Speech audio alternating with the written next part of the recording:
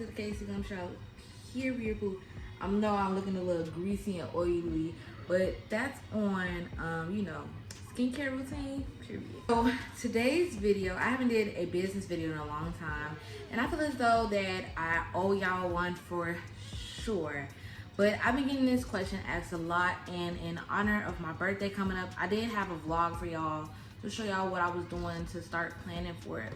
But the vlog didn't go as planned because I couldn't film the space or anything. So I decided to do this video instead for y'all. Let me know if y'all like this video instead. But it's going to be top 5 things you need to plan your own event. So my first one is the idea. Basically what I mean by idea is what kind of event you want to do. So for instance, if you are a business owner and say you want an event to do, like meet other business owners, you would do like a business social event, or you would do a business mixer or like bosses link up event. You can do a event for like with like speakers, well, where like a bunch of beginning business owners come meet, network, and then have speakers to give them inspirational speeches and stuff like that. You can do stuff like that. So your idea of what you want to do is your main focus. To me, in my opinion, that's your main focus. You also have to think of what your event goal is. This will help you figure out what you want your event to be. So your event goal is usually like, okay, well, I want business owners to meet their boss friend. So with that idea, you would say, okay, I want to do a bosses meet bosses link up. And then that's where you would get into the interactive. So you have to have interactive stuff so people could actually meet boss friends. You would have to have, nice music, maybe eating and drinking, stuff like that is what's gonna really drag in like a lot of bosses to actually come in and do. It's gonna help you with your idea. And then also with the idea is your audience. You have to make sure that you know if you want it to be co-ed or if you want it to be all women, or say you want it to be like girly type or something. Your niche or what you would describe the theme to be is what's going to drag certain amount of people in. The same way you treat your business is the same way you should be treating an event, and you most definitely have to lay all that out with a business plan to help you with your idea. The second one would be pricing. So you would have to budget, make sure you budget for the event, and also make sure you are pricing correctly. So say your venue only fits 100 people and you're like, okay, cool, if it's 100 people, I want to sell 100 tickets. If you feel like 100 tickets is not realistic for you, give yourself maybe a bigger goal. Okay, I'm going to invite 300 people, which is 3 times the amount of what the venue fits, and then that's when you'll be able to knock it all down and get closer to your 100 people goal to max out. Or you would say, okay, well, I know I could bring in 30 people, or I know I could bring in half. I know I could bring in 50 people to the event.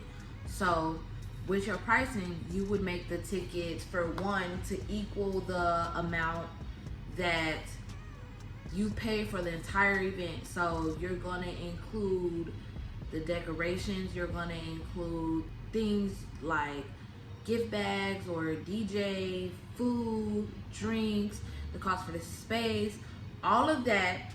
Your ticket price has to be included in that. And you also have to do ×2 to make your profit, or ×3, however much you want to do to make your profit, and then divide that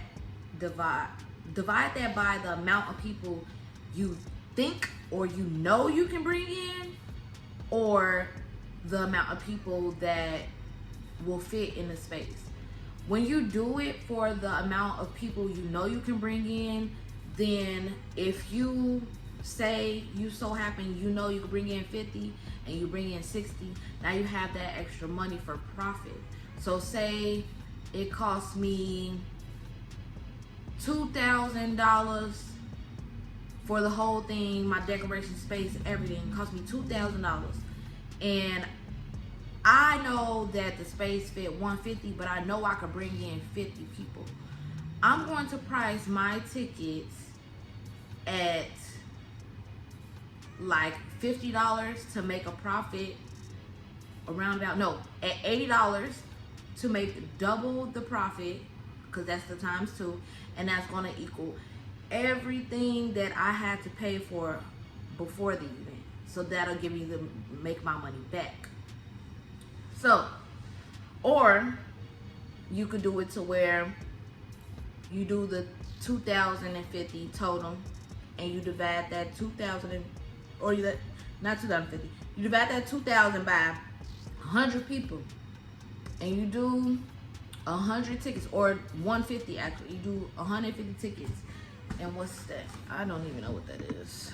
I literally stopped the video just to do this calculation. But if you're going to, you know, say, okay, I just want to get as close as possible to the 150 people, want to do it divided by the amount of people that I can actually fit, instead of the amount of people that I know that I can get in, because I got more faith and I know I can bring more people in than that 50, even though that 50 is guaranteed. You would divide that 2,000 divided by the 150, and your price will be like $13.33. That's for everything you pay for. You would times that by 2, so it'll be $26.66 per ticket. I would go up to 30. That way you'll have your profit, and then you'll also have, you know, the money that you spent. That's pretty much it for pricing. Not much, but make sure you are doing what's within your means. A lot of the time, a lot of people, I feel as though, I know I did, you take a bigger chunk or a bigger bite out of something that you really didn't want to do or happen, and now you're spending so much for an event and you can't even, you know, make up or, you know, sell the amount of tickets that you wanted to. Make sure you do something that's within your own means. So if you're starting out, I say start with a venue that only fits about 50 people. And a simple event that you could do is like a boss social. Maybe put up a cute background and stuff for people to take, and just make sure you have like maybe free champagne or something included in that. And you ain't gotta do much, and just have like some interactive stuff, and maybe have you speak or another speaker there, and just have it real small, just for people to network and get together and stuff like that, and do videos or whatever. And that'll help you out. Like, you don't have to spend much, and they don't have to pay much for a ticket, and it'll be great as a beginner event. Number 3 would be decorations. In my opinion, when you're starting out, decorations is not the most important thing. It should have been last on my list, but decorations is not the most important thing. With my first event, I didn't really even have decorations. No, I didn't. My first event was actually a party, which is crazy. I didn't have no decorations. We really rented a space. We were going to do like so much. We were going to have like chairs for sections and all that stuff. It was like a 18 and younger party. We were going to have like, no, it was 18 and older party, but we were going to have like chairs for sections, booths, all the other stuff. The only thing we ended up having was whatever the venue had, which was only a stage and a bar. With the bar, like the bar came with the venue and the stage came with the venue. So we rented a DJ and we brought in our own drinks, our own snacks, all the other stuff. The only thing we bought for decorations was plastic bags to cover up the security lights, because we wanted it to be dark. I don't even think we had party lights. Like, we covered up the security lights so it could be dark and not light, because we wanted it to be like a club type situation. We wanted it to be a party. My first event, I didn't even have decorations. And my most recent events, I didn't really have decorations either. So for the pop-up shop that I did, I was supposed to have like a balloon garland and stuff. The venue was so big And starting out with decorations, it's so hard to really, you know, think of ideas to actually fill a space with decorations. But the venue was so big, and then my balloons ended up popping, so I didn't even have decorations for that. So in my opinion, decorations is the least of your problems. If you end up getting decorations for the event, it's great, it's nice. I feel as though the only time you need decorations is if it's a event for like influencers or content creators, anybody that's going to take a lot of pictures or do videos, then that's when you most definitely need decorations. So for the Barbie and Brad's brunch that we did, we most definitely did decorations, and the ones that we ended up coming up with, it was very affordable. We ended up using like things we had in our house. We ended up printing out pictures. We ended up decorating tables. We only had like 2 backgrounds, and we used like stuffed animals and like tablecloths, cute tablecloths. It was very, very minimal with our decorations, but it all came out really cute, and people were really taking pictures, and people loved the brunch. It was really nice. So it really just depends on what exactly your event is going to be that's going to depict your decorations. So roughly, I would say for an event like an influencer event, your decorations got to go crazy. So you're going to spend well over $500 on decorations a lot of the time. But with a social event, you probably only need like a nice cute backdrop. So like for my launch party, I only did a nice cute backdrop, and that was pretty much it. And I used like table covers for the tables and tablecloths for where I sold my products, and that was literally it. Like I didn't do much for that, which it would have been nice to have like a balloon garland and all that other stuff. But a lot of the chairs took up the space, and a lot of people stood up, so like the tables in the middle. And I did a couple like light centerpieces, but the centerpieces weren't really that serious. So it just depends. Yeah, it just really, just to repeat myself, it really depends on what the event is. But you can go from spending about $0 to, you know, $1,000 and something on decorations. But I do suggest, if you want to do decorations, you really want to, I would suggest getting a party planner or a decorator to do it, because you don't want to stress yourself making the decorations for one if you're a beginner, and you don't want to come out as much money, because I also learned that doing your decoration on your own, if you really want to go hard for your decorations, you end up coming out a lot of money. Whereas with the decorators, they'll give you, yeah, they'll up a price because they have to make their profit, but they'll be able to find the stuff cheaper at wholesale, or they already have it, so they're giving you their renter's price. Like it's just a lot of ways that you can cut costs. But with decorations, right now I am searching for a lot of things on Amazon to use as decor. If I do find like a cheaper wholesale place to buy my decor and items, I will update the website. There is one actually in Chicago. There's a few of them, a lot of decor places you can look and see. They usually have the stuff like the gold brown decor, like gold round backdrop thing where you put your balloon garland on, and then they got like they got a lot of centerpieces and stuff like that too. So usually you could just look up like Chicago decorating shops, or go around in, you know, one of the ethnic neighborhoods, so like a Hispanic neighborhood, or there's some up on Fullerton, and I want to say like Kedzie, close in that area. It's not that area, but it's close in that area. They have some, and I know in Little Village there are some that does that has it as well.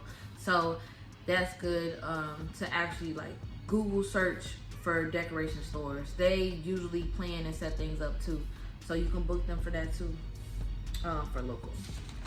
Or would be marketing. So with marketing, it's a really big thing. A lot of people feel as though marketing is only with, you know, business like products or like a service. You have to do it for events too. So with marketing, it's not just making a very bomb flyer for people to come and see, to come out, and that a real demand. It's not just that, even though you do need that for sure. With marketing, you have to make sure you have a niche for your event.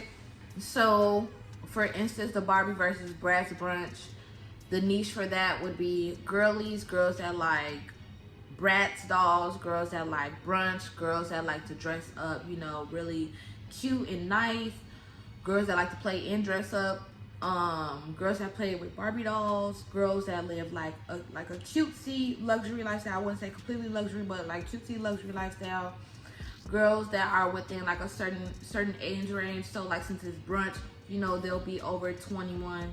Since it's like Barbie versus Bratz, you know, they'll probably be younger than 50 and 40. A lot of the time they'll probably be like within their 20s or close to 30s, but not too far in 30s, because that'll get too close to 40. But you have to really think about the niche of what you want your event to be, because that'll be the type of people that you'll bring out. And if you are not networking with people within that circle, it's kind of hard to do that. So mostly you should be networking with people with the type of events that you want to do. So say for instance, you want to do a lot of events for influencers.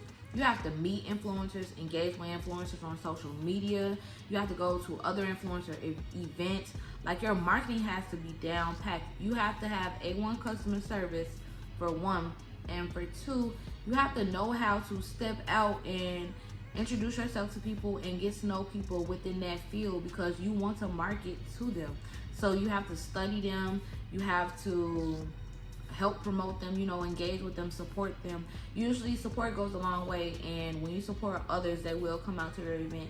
And I have met like a lot of people that I've supported on social media or that I purchased from them, and they came to my events, which is really good.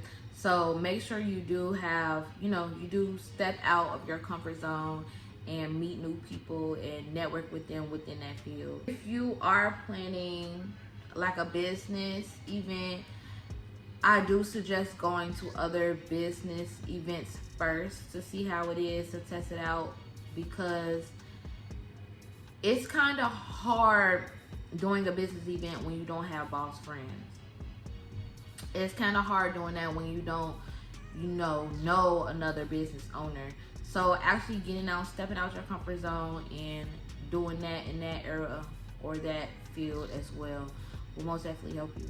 Another tip with marketing for an event would be like the Facebook ads or different tools like that.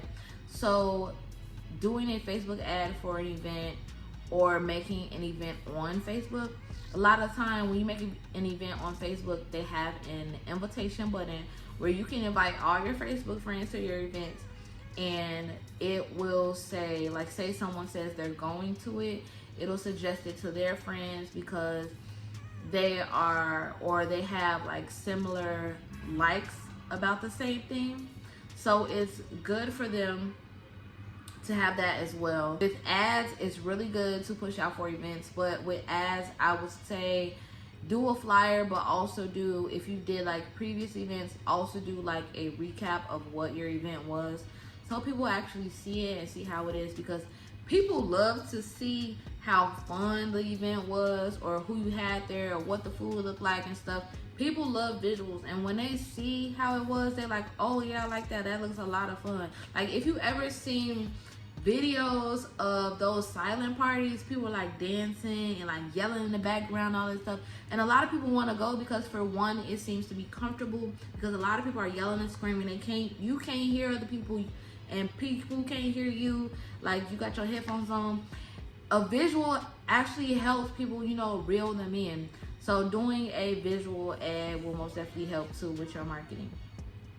And make sure your flyers are A1. No one wants to see a simple flyer with all words. And sometimes just throwing on the IG baddie photo on the flyer not gonna make it look good either. You have to make your flyer appeal to your niche and to your target audience.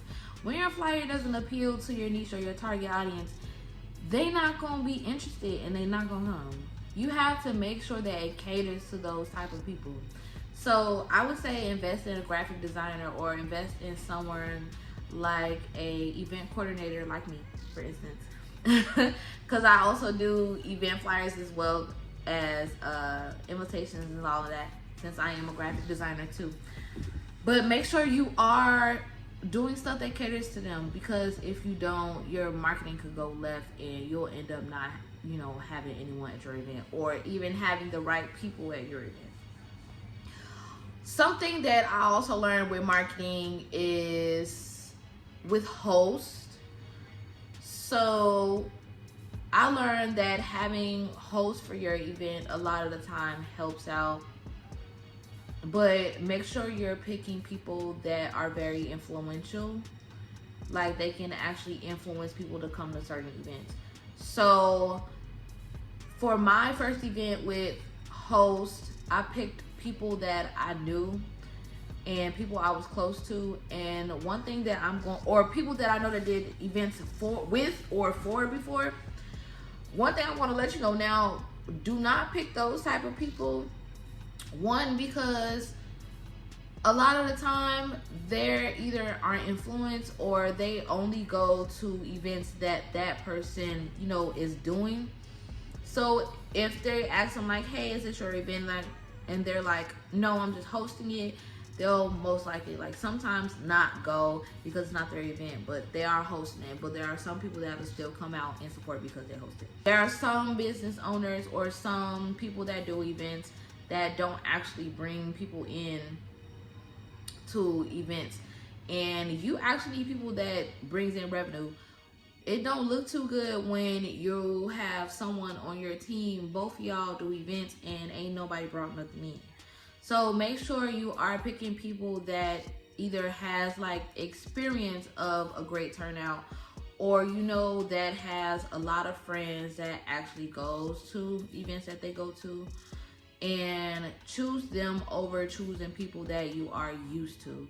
Because I had maybe like a couple friends, like maybe like 2-3 friends that was a host or they got in for free just to, you know, invite people and get them to help sell, and they didn't bring anyone in, but you know, except like one friend or something like that. So you need people that's actually gonna drag in people, say at least a minimum 3 to 4 people.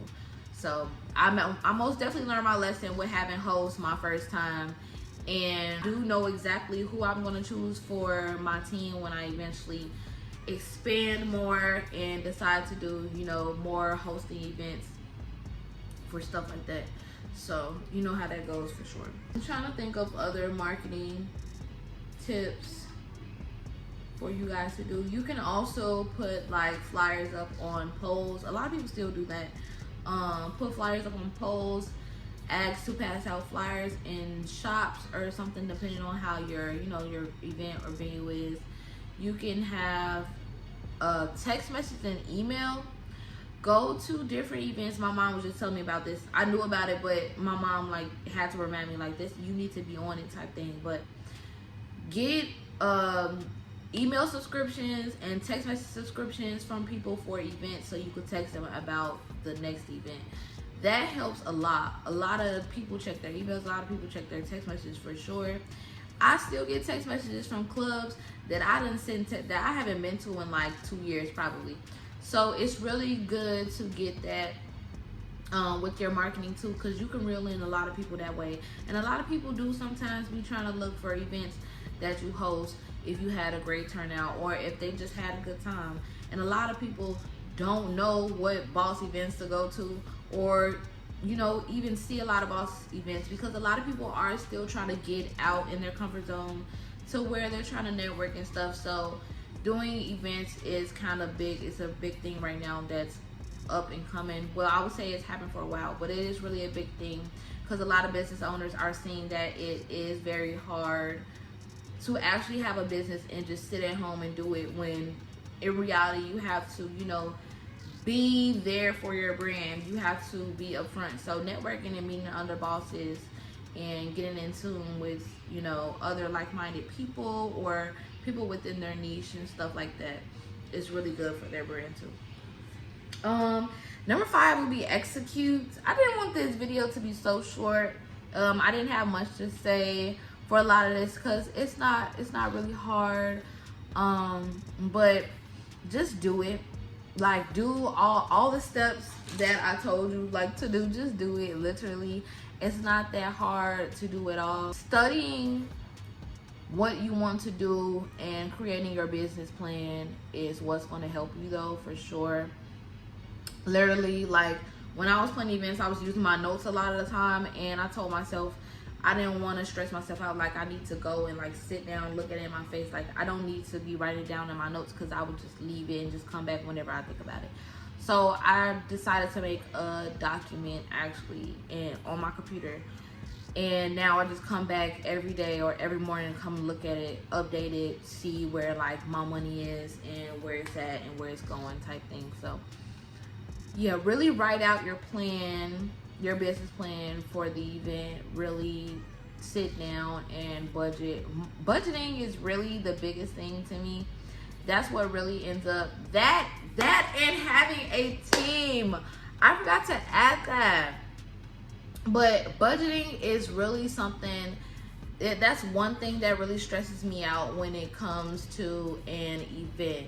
Trying to budget, or like having money. Like, sometimes I'll calculate something and I'm like, okay, cool, that's fine, I could do that, pay for everything, and then realize that there's extra stuff that I need to pay for, and I get caught up on a day of, now I'm stressed trying to figure stuff out.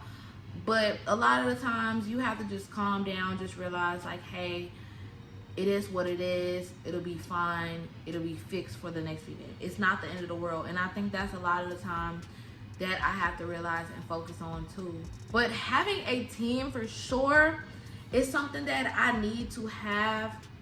Have a team. When you're doing events, you can't do it on your own. And I tried to do that. I tried to do it on my own so many times. I did so many events and I was stressed every time.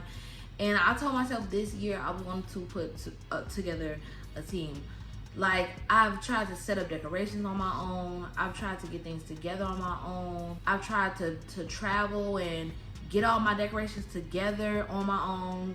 Like, doing it on your own is really hard. And certain ways to like help get a team, I would say, is to maybe pick people that are interested in your event. Like 3 or 4 people, like maybe your friends that are interested in your event, and tell them like, hey, like, you can come in for free. I just need you to help me set up.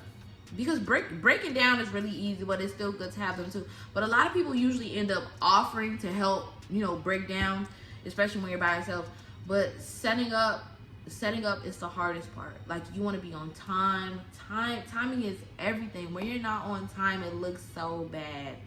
And you want to be on time, but you just have to try not to stress, calm down, and most definitely get a team. I told myself this year, so I'm going to have my family actually be my team this year, because they love going to my events. They love eating for free. They love doing all that.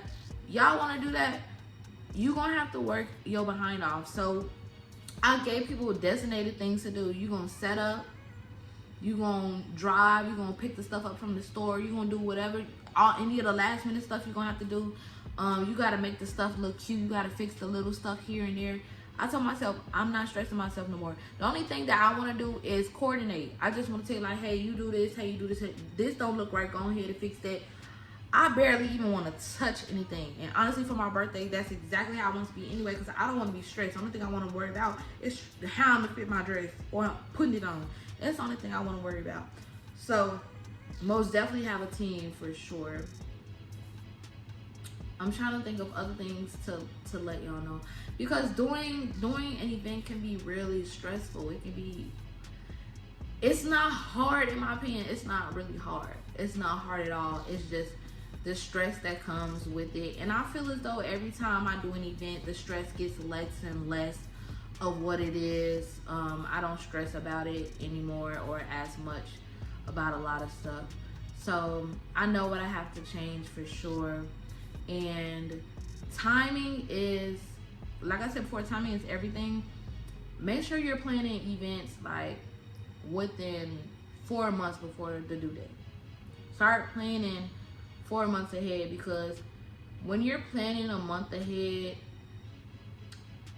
you can do it for sure, because I've done it before. You can do it, but it's not going to do anything but stress you out. It's not gonna do anything but stress you out overall. Like, doesn't matter if you even have your business plan written out already. Like, all of it is gonna stress you out, especially if you don't have a team.